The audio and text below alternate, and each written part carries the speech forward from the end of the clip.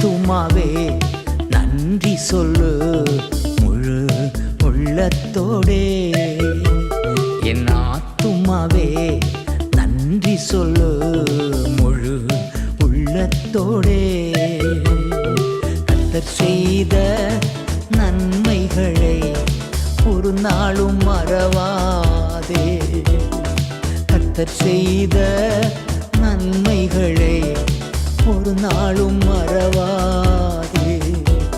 என் ஆத்துமாவே நன்றி சொல்லு முழு உள்ளத்தோடே.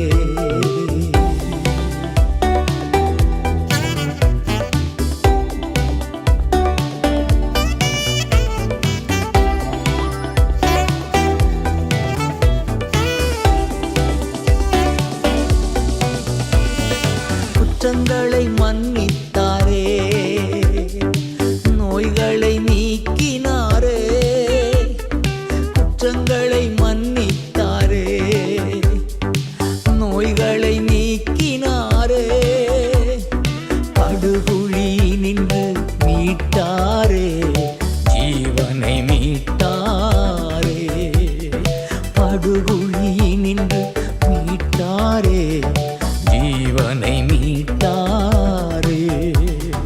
கர்த்தர் செய்த நன்மைகளை ஒரு நாளும் மறவாதே. கர்த்தர் செய்த நன்மைகளை ஒரு நாளும் மறவாதே. ஆத்துமாவே நன்றி சொல்லு முழு உள்ளத்தோடே.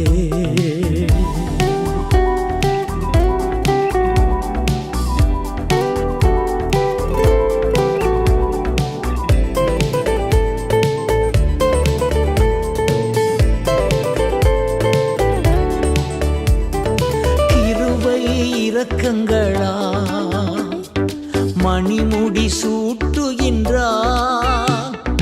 கிருபை இரக்கங்களா மணிமுடி சூட்டுகின்றார். வாழ்நாளெல்லாம் நன்மைகளால் திருப்தி ஆக்குகின்றார்.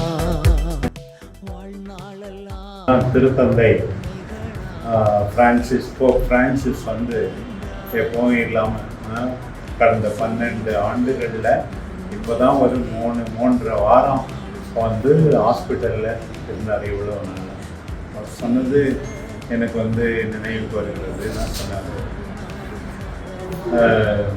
You are the doctors, nurses and those who work in the hospitals are sign of the living presence of God. அது படிக்கும்போது உள்ளம் ஒதுக்கி கடவுளுடைய உயிருள்ள பிரசன்னமாக மருத்துவமனையில் வேலை செய்கிறவர்கள் இருக்கிறாங்க அப்படின்னு சொன்னார். அடுத்து அது எதனால அப்படி இருக்கிறாங்களாம், they show the miracle of tenderness. இது ரெண்டும் மனசை விட்டு அகலவே இல்லை.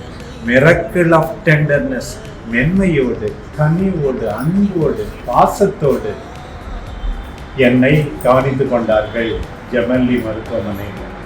அந்த ஜெமல்லி மருத்துவமனை மாதிரி தான் நம்முடைய சென்ட் ஜோசப் மருத்துவமனை. குறைவதில்லை.